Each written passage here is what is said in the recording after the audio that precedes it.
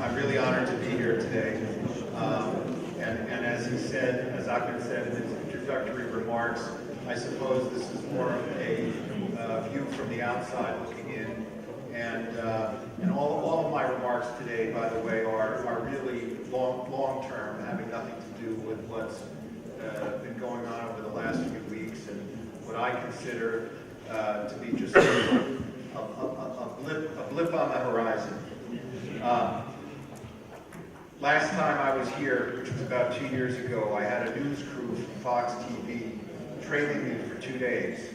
And I thought I would start by sharing a short clip from what was our live interview from Jerusalem, which was telecast back to the United States and summed up my view of Palestine at that time. I was amazed, Cheryl, at the opportunity I found in Palestine. First of all, what's so different about Palestine compared to so many of the other emerging or frontier markets we see is that most emerging and frontier markets are controlled by internal forces. By that, look at Sri Lanka for a moment. We've been active in Sri Lanka for many years, but it wasn't until the civil war ended that we actually saw major investment going in. Now take a look at Palestine for a moment, and this is a market where so much of their daily lives and so many things are controlled by external forces, but the occupation.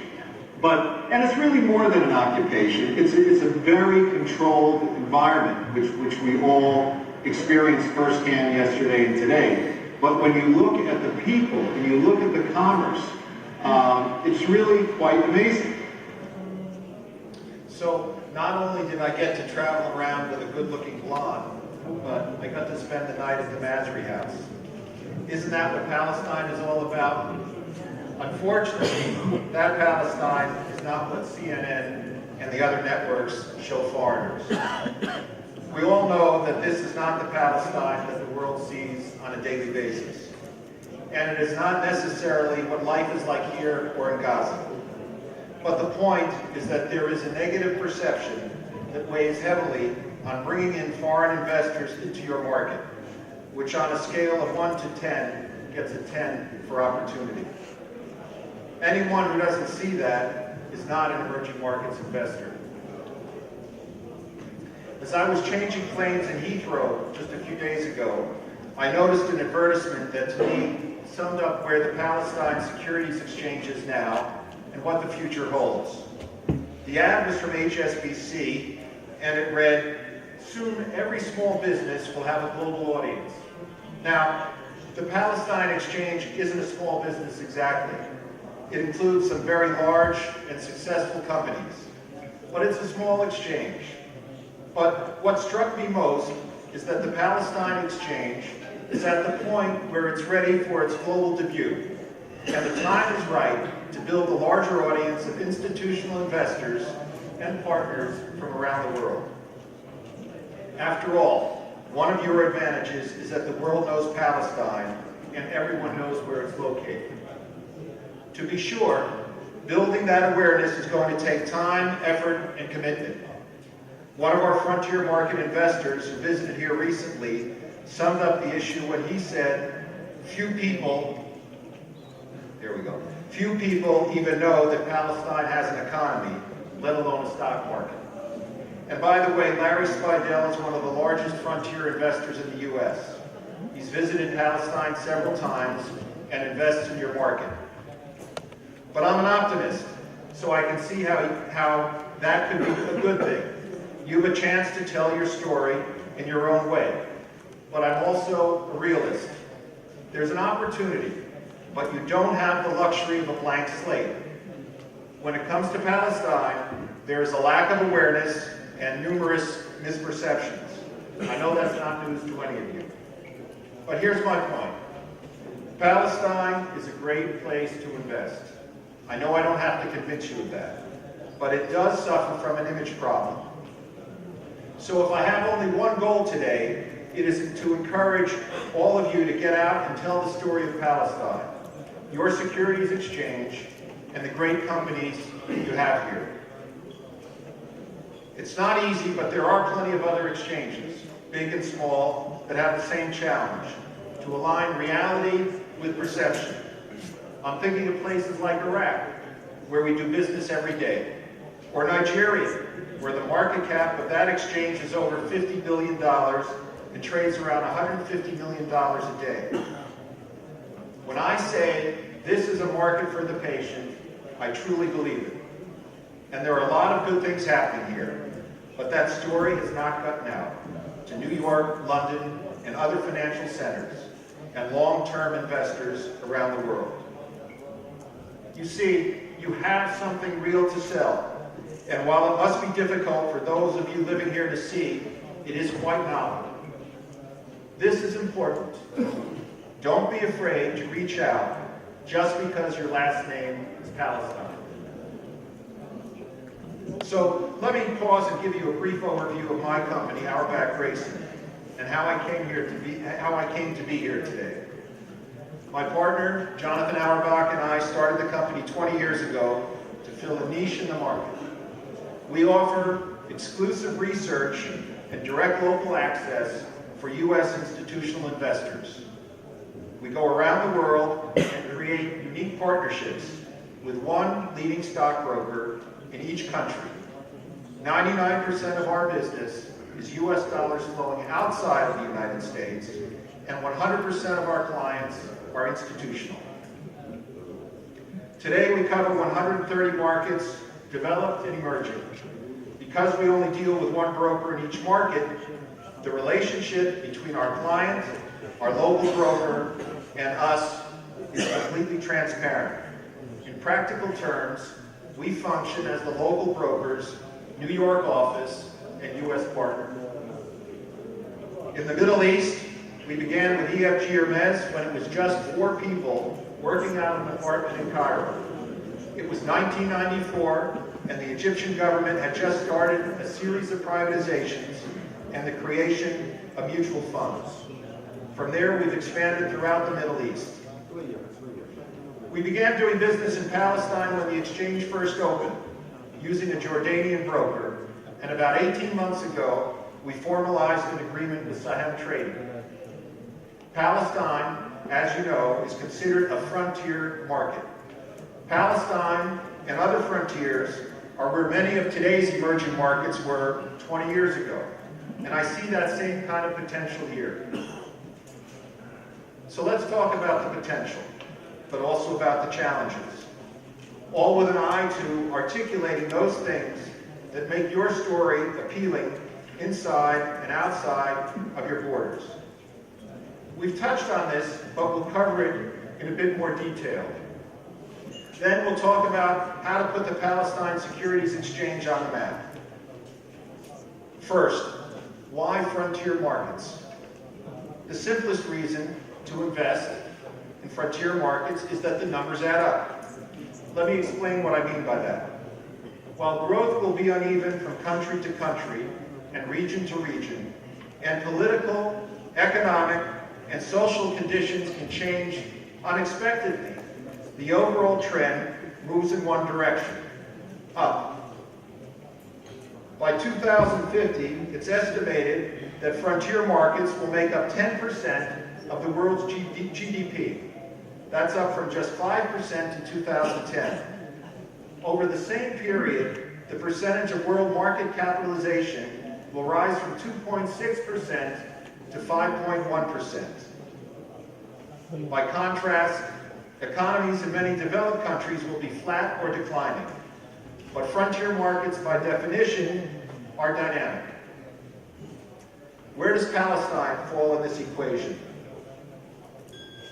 Compared to some countries that have roughly the same population, Palestine has some interesting and varied companies. And as you can see from this chart, performance is all over the board.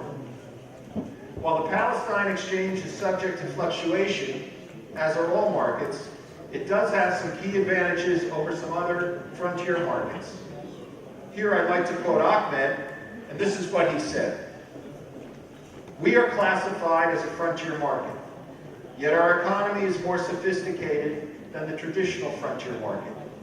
We have a modern banking system, a well-developed stock market, an educated workforce, a good communications and information technology infrastructure, many of the attributes of a modern economy. The problem, no one knows about. And I agree with him. And I would again like to highlight that you have great companies. Many of them provide vital services and infrastructure, telecommunications, and other essentials. And they're all well managed and profitable over the long term. The exchange's oversight of your listed companies also gives investors confidence. The other thing worth mentioning from the point of view of attracting investors, particularly now, at a time when there's widespread unrest in the region, is that political uncertainty has already been factored into the equation here. In short, Palestine has a lot going for it, and investor interest is growing, although I think we're still in the early stages. So, why isn't Palestine and its stock exchange the next big thing? There are a few reasons. I know you think I'm going to mention politics and turmoil. You're wrong. The first is, as I've said, that you're small. But there are plenty of tiny exchanges that are popular. It's really a question of awareness and perception. The Palestine Stock Exchange may be one of the investing world's best kept secrets. But what are foreign investors saying? Here are a few observations from another client and major U.S. frontier investor, Nick Padgett of Frontier Capital in Chicago. He visited here 2 weeks ago. He said, you need to look beyond your borders. Sentiment and social missions may be preventing companies like Paddyco from fully divesting companies. Why does Paltel own non-telecom investments? Another issue, many family-owned companies own non-core companies and assets as a way of diversifying. If you want to do this, do it outside of the public company. This is not attractive to foreign investors. Work at increasing your return on capital and maximizing your profit. Again, he felt that there was a perception that Palestine was cheap compared to other markets. That's true, but it's cheap for a reason. Make your company stand out by taking some of those steps. The good news is that the Palestine Stock Exchange is well situated to move ahead, gain strength, and dispel some of those perceptions. With some of the world's largest economies having a hard time righting themselves, and global trends continuing to pull them down, Palestine has a major advantage. It's a freestanding market that can decide its own destiny and choose its own path. What's more, you can learn from the experiences of some larger exchanges that have gone down some roads I wouldn't advise. For example, I'd advise you to steer clear of high-frequency trading. Everyone knows about high-frequency trading. Who does it benefit? The exchanges. As volumes fall and they look for new sources of revenue, volume this year on the New York Stock Exchange is about half of its peak. And half of today's volume comes from high-frequency trading. The exchanges benefit because they receive a toll for each transaction. Some argue it adds to liquidity. I argue that it adds to investor fear. It increases the perception of the exchange as a casino. It has no place in investing, despite what others may think. Just look at the recent events in New York and the National Stock Exchange of India, where computers caused massive fluctuations in the market. I'm also an advocate of exchanges linking with other exchanges. I'm not aware of one link where it has been successful. Euronext, encompassing France, the Netherlands, Portugal, and Belgium, was supposed to facilitate smooth, seamless cross-border trading.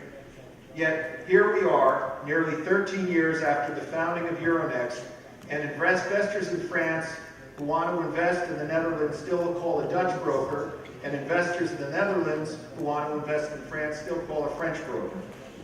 Likewise, the Andean exchange, linking the exchanges of Peru, Chile, and Colombia, have had similar results, or more accurately, a lack thereof. This is not to say that you shouldn't think differently, or try new things, or take risks. In fact, if I say anything, I would strongly suggest a link to Jordan or another neighboring market. How about duly listing the companies? The advantages are many, including increasing the universe of investors and increasing liquidity.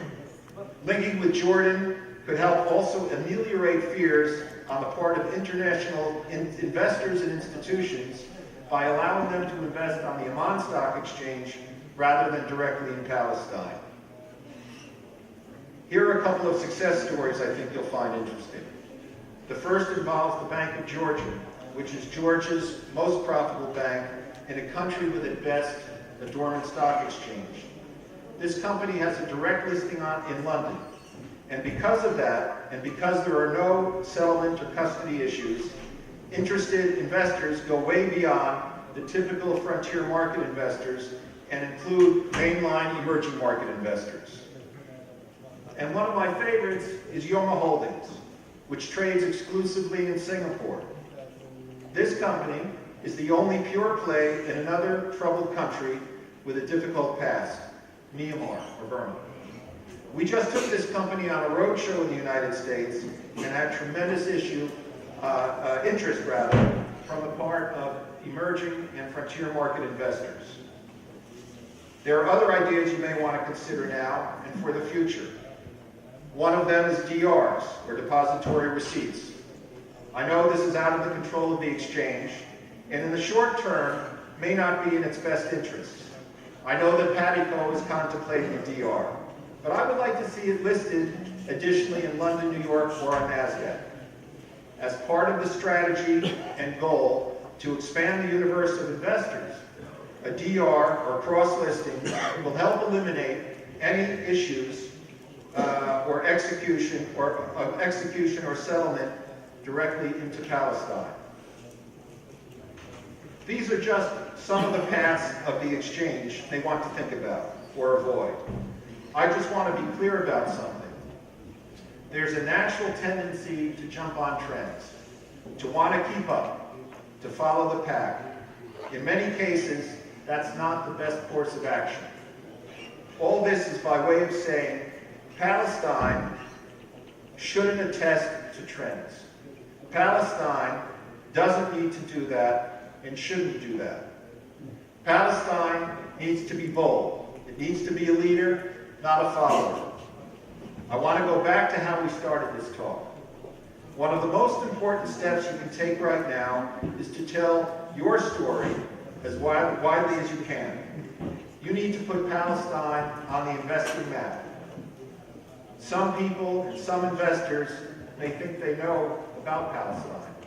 But how many of those people know that Palestine has a market with a good track record and a stock exchange with its own listings?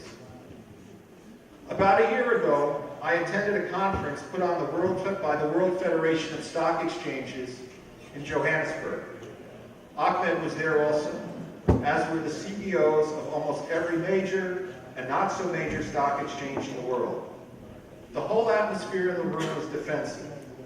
Everyone was focused on secondary execution venues, particularly in Europe, that were driving business away from the exchanges. I saw it differently. I sat there and advocated for the exchanges to go on the offensive, explaining why the exchange was the most important venue for liquidity and transparency and capital raising, and to stop worrying about everything else that you can't control. It's a similar story here in Palestine. Promote additional listings as a way of raising capital, and go further in publicizing the existing companies listed on the stock exchange. So, how does Palestine make its mark? You've already done a lot towards this goal. With roadshows and media tours in Europe and the US, I can tell you from firsthand experience that the appetite is there. When Dr. Jihad Al-Wazir came as our guest to the United States just over a year ago, there weren't enough hours in the day. Major top-tier media, Bloomberg, The Economist, and the Wall Street Journal all wanted to meet with him. I am confident that that experience could be expanded and replicated. There are interesting, well-run companies on the exchange, and highlighting their management should be part of the outreach effort. I've been in the financial industry for over 30 years, and I can assure you they'll stack up well against the major companies listed on other frontier exchanges. Palestine can also become a leader in your own region. Many of the exchanges in the region are young. There's an open opportunity to shape development and create a strong narrative. Be an active participant in conferences around the world. Don't wait for an invitation. Remember, most outsiders who have never set foot in Palestine have a picture of it from the evening news, not from first-hand knowledge. I know I'm starting to sound like a cheerleader, but I want to make it clear that the reason I'm so enthusiastic is because I really am a believer that you have now and what you can build in your future. We've introduced a number of our clients to the opportunities here. I can tell you that some of the largest institutional investors in the world are interested in investing here. For investors in your backyard and around the world, I would say this: Palestine is the market for the patient. And once again, good things come to those who wait. Thank you very much.